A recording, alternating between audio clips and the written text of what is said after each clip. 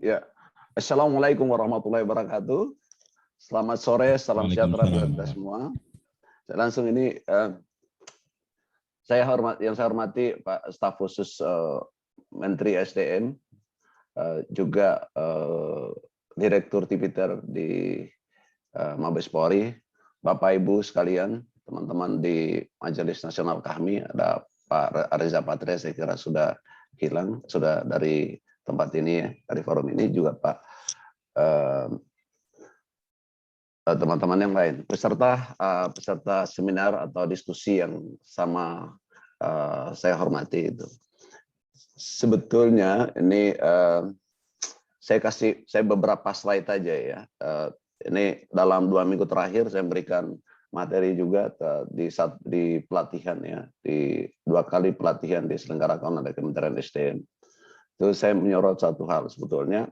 Apa sih sebetulnya pentingnya kita memberikan pelayanan terhadap para pebisnis dan apa akibatnya kalau tidak memberikan pelayanan? Seringkali para pejabat enggan bertemu dengan para pebisnis, takut disangka ya dicurigai korupsi gitu ya, apa namanya, ada main gitu. Padahal sebetulnya mereka adalah bagian dari perpanjangan tangan pemerintah untuk menjadikan rakyat menyambung hidupnya. Kalau belum memperoleh kesejahteraan, itu menyambung hidupnya dulu. Jadi ada 3 lingkaran, negara, pebisnis, dan rakyat. Kita baca negara itu pemerintah aja. Kalau negara sebetulnya pebisnis dan rakyat dan wilayah itu negara sebetulnya. Tapi baca negara di sini pemerintah. Pemerintah ketika berinteraksi dengan pebisnis, sebetulnya bukan individu pebisnisnya itu yang utama. Mereka sudah kaya. Tetapi adalah rakyat sebagai pihak yang memperoleh manfaat dari kegiatan investasi pebisnis itu. Nah, tapi rakyat memiliki hak dan dampak secara langsung di sana sekaligus. Tapi pada saat yang sama, hak rakyat pun terkait dengan kegiatan bisnis atau kebijakan pemerintah harus diperhatikan karena memiliki irisan yang sangat kuat juga. Nah, negara itu sebagai regulator.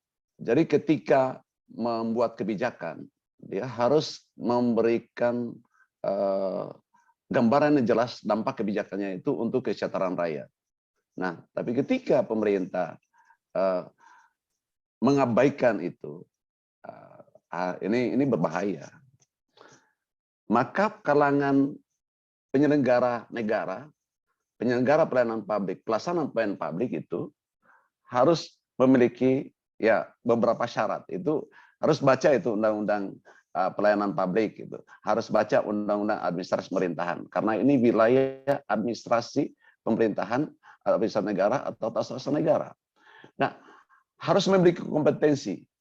Nah, kalau hanya melihat satu, misalnya hanya berdasarkan mencabut IUP hanya berdasarkan satu undang-undang tadi tanpa melihat turunannya atau mengabaikan undang-undang yang lain, maka itu berbahaya. Itu artinya kompetensinya sangat rendah dan harusnya jangankan pengambil kebijakannya, pelaksana kebijakan di tingkat pelayan itu yang langsung itu tidak boleh berada di lingkungan birokrasi karena itu berbahaya.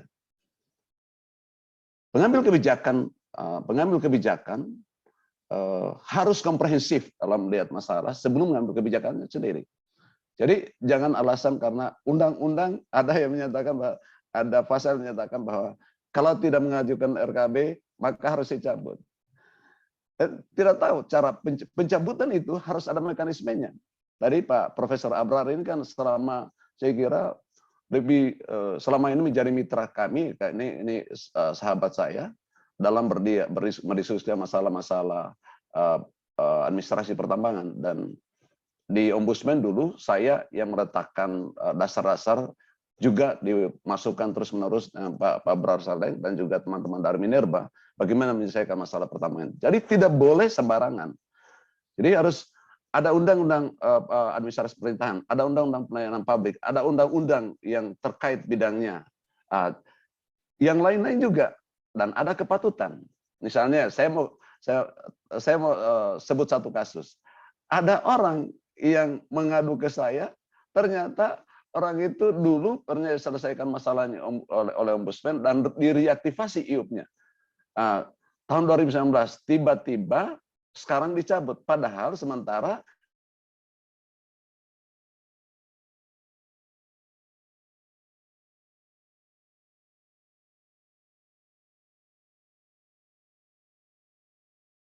menjelaskan itu. Apakah ada peringatan? Peringatannya harusnya lisan dulu, baru tertulis 1, 2, 3, baru kemudian mengambil kebijakan. Ini tanpa peringatan kadang-kala sudah dilakukan. Ini artinya kacamata kuda tidak boleh. Kebijakan yang berdasarkan kacamata kuda itu akan banyak berimplikasi negatif pada pihak-pihak yang harusnya dilayani dengan baik. Jadi ketika memberikan pelayanan yang baik kepada pebisnis dalam kaitan dengan masyarakat atau rakyat, itu sebenarnya menjadikan rakyat itu memperoleh harapan hidup atau memperoleh pendapatan yang berasal dari kegiatan bisnis itu. Sebaliknya, kalau meniadakan kegiatan bisnis atau menghambat pelayanan di sektor pertambangan ini, sama saja dengan menjadikan rakyat itu dia terhambat, bahkan terhenti pekerjaannya. Kata istilahnya Pak Profesor Abrar tadi itu, jadi mereka akan resah, bahkan akan terjadi masalah sosial baru di dalam masyarakat kita di setiap daerah yang terdampak akibat kebijakan pencabutan atau pelayanan. Nah, kembali misalnya, kenapa pencabutan itu harus dikoreksi? Adalah untuk memastikan rakyat tidak dirugikan akibat investasi yang tidak jalan akibat dari kebijakan itu. Rakyat tidak makan pada akhirnya. Kemudian kedua, RKAB.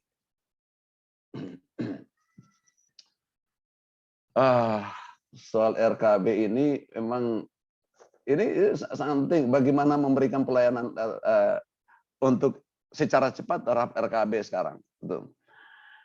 Sumber daya manusia di Ceminerba di Jakarta ini saya kira harus diakui masih sangat terbatas karena limpahan kewenangan itu otomatis dari 34 provinsi di Indonesia diselesaikan oleh satu lembaga yang tidak ada penambahan aparatur di sana. Jadi bongkok orangnya di Minerba itu sebetulnya. Nanti saya berikan jalan keluarnya sebentar ya. Jadi lempar handuk Pak Prof. Iya, harusnya lempar handuk ini nanti gitu. Jadi itu keterhambatannya di situ saya lihat gitu. Banyak macam-macam. Ada juga CPI, Competent Persons Indonesia. Saya mau tanya teman-teman Pak Abrar ini, adakah dasar hukumnya dalam Undang-Undang Minerba tahun 4 2009 atau 3 2020 atau peraturan pemerintah lainnya kewajiban untuk Competent Person Indonesia ini? Apa sebetulnya filosofisnya? Mari kita diskusikan juga. Jangan sampai ini hanya berdasarkan surat edaran Dirjen menjadi kewajiban mereka untuk melahirkan competent person. Padahal kita tahu kan ada dananya itu untuk melibatkan, ada uangnya dan sebagainya. Banyak yang dikeluarkan oleh para pebisnis pada akhirnya. Tapi belum menjamin kecepatan gitu. Nah, apa sih muara pelayanan di sektor pertambangan? Saya sudah katakan tadi, peningkatan kesejahteraan masyarakat atau adanya sumber pendapatan warga. Jadi sekali lagi ini tidak dilayani mereka atau dicabut mereka, ini jangan senang bahwa ini kita mau lakukan reformasi atau apapun nama istilahnya lah gitu. Penertiban silakan gitu, tapi tanpa kehati-hatian kebijakan itu banyak merugikan.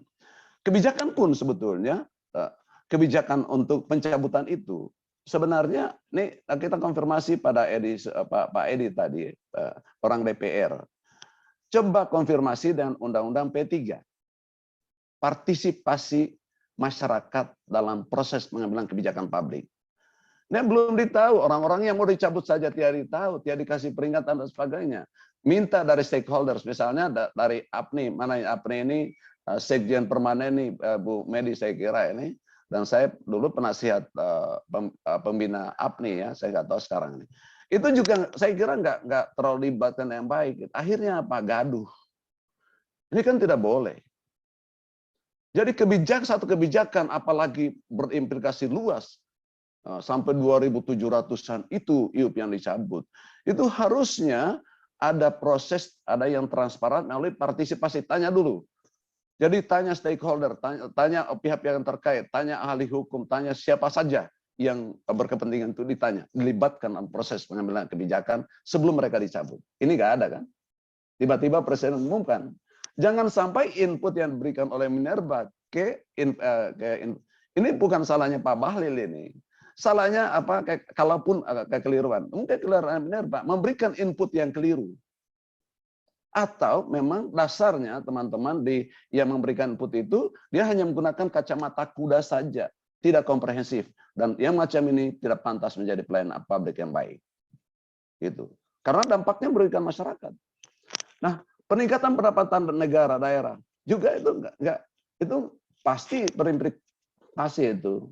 Nah, memang mereka yang menterlantarkan lahan harus dikasih peringatan dulu supaya jelas ini kapan mau giatnya dan sebagainya. Itu harus diingatkan dulu. Jangan tiba-tiba langsung habisi mereka. Kasihan juga ini. Nah, akibat penundaan pelayanan ini terhambat terhentinya pendapatan. Ya, saya sudah katakan tadi. Sebetulnya satu slide tadi sudah cukup tuh.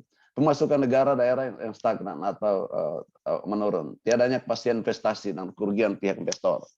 Ini ya, kalau orang berinvestasi itu bidang pertambangan ini, saya pelajari itu, tidak ada itu uang di bawah 10 miliar.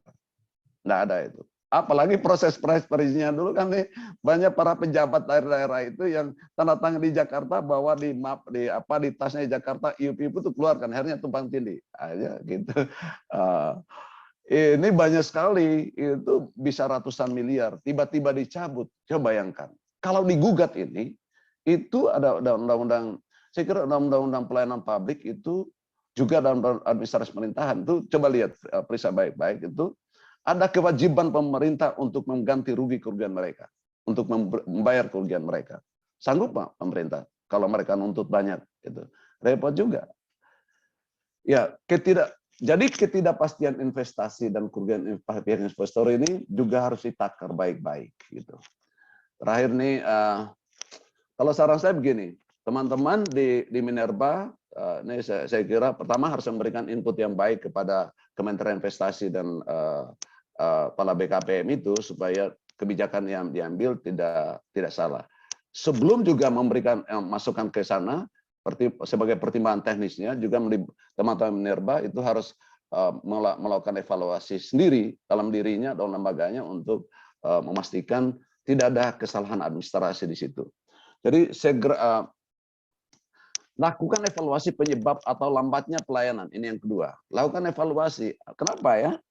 Ini ada aturan teknis seperti tadi ada muncul tiba-tiba ya yang saya kira saya apresiasi, tapi aturan teknis tentang CPI misalnya itu melambat betul ketersediaan SDM dan lainnya gitu. Nah, ada yang saran ketiga saya sebutnya kebijakan diskresi pelayanan RKB. Misalnya lakukan desentralisasi terpusat, libatkan aparat daerah. Jadi itu peserta pelatihan yang hadir dalam pelatihan 2 hari kemarin, saya kira sampai hari ini itu saya kira banyak juga dari inspektur tambang. Mereka lebih tahu daerah kan di daerah-daerah itu ya. Jadi kepala dinasnya nganggurkan sekarang ketika ditarik kewenangannya semua di Jakarta, ya dilibatkan mereka. Itu desentralisasi tapi terpusat. Jadi pusat mengontrol. Tidak terhambat itu RKB kalau di situ. Kalau mengevaluasi juga mana yang mau dicabut, tadi teman-teman, saya kira teman-teman di kursi majelis kami sekarang ini, itu saya kira betul. Itu daerah itu coba tanya, bagaimana orang ini, bagaimana itu tiba-tiba mereka yang terbitkan IUP, kita yang cabut. Nah ini kan juga harus terus evaluasi kebijakan pencabutan. Jangan malu-malu lah kalau kebijakan yang salah itu kan bisa dievaluasi. Ya, seharus gentle pengambil kebijakan atau pelayanan publik ini sebetulnya ya. Hal-hal yang sangat mendasar nih saran saya kelima ini, bentuk Satgas Penyelesaian Masalah. Saya melihat ya, teman-teman di Minerba misalnya, selalu melemparkan, kalau sudah masalah, lapor dulu ke pengadilan. Gimana putusan pengadilan. Kemudian melalui proses ombudsman. Luar biasa ini. Ini melempar tanggung jawab keluar, artinya sebenarnya menunjukkan bahwa mereka, ya mungkin saja dianggap jangan sampai salah. Kemudian teman-teman dari Mabes Polri atau dari Kejaksaan Agung juga turun terlibat langsung mendeteksi, menginvestigasi mereka, itu mempersoalkan mereka. Tapi coba lihat ya, kali PT UN berapa lama? Ya 4 bulan. Nah itu kalau ya banding-banding terus sampai tahunan juga belum selesai. Jadi kepastian masalah itu tidak berujung pada akhirnya. Di ombudsman, saya kira teman-teman di ombudsman, saya sudah ingatkan dulu teman-teman itu, saya bilang jangan melakukan maladministrasi di ombudsman itu sendiri. Penundaan berlarut juga dalam menyelesaikan masalah. Tetapi ada yang sudah 2 tahun nggak selesai-selesai gitu. Padahal saya dan teman-teman Bu Leli ya waktu itu kami sudah memberikan patokan sekian harus selesai.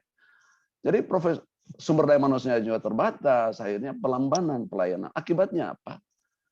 Ya kalau mereka yang mengadu sekarang ini misalnya mengeluhkan atau komplain tentang pencabutan ini, maka disuruh ke ombudsman atau ke PT UN, itu fatal nanti.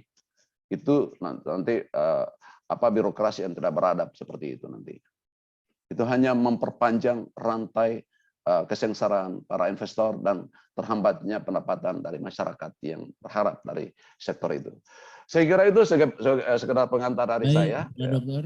Mohon maaf lebih dan kurangnya. Billahi taufiq wal hidayah. Wassalamualaikum warahmatullahi wabarakatuh.